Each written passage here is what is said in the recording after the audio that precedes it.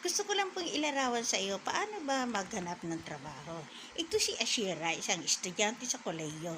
At sa dami ng kanyang inaplayan, dito siya sinuwerte sa isang agency. At pinadala nga po siya dito sa Red Ribbon Company. At ito ang kanyang unang sahod. Nakakatuwa, di ba? Wala pa siya kasing experience, first time niya magtrabaho, at ang ID niya, wala pa siya na-i-issue from the government, kaya hindi pa siya makapag-open ng kanyang GCash. Kaya, chiki muna ang kanyang sinahod. At ito nga, ininkas na niya. At tuwang-tuwa ang bata. Yehey! Sa wakas, nagkaroon na rin siya ng trabaho first time. At may sahod na siya, 4,900. Congratulations, Ashira!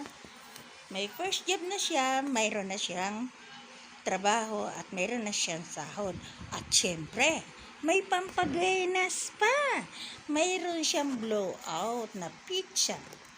Tikman nga natin. Daran! Ito po ang pizza ni Ashira.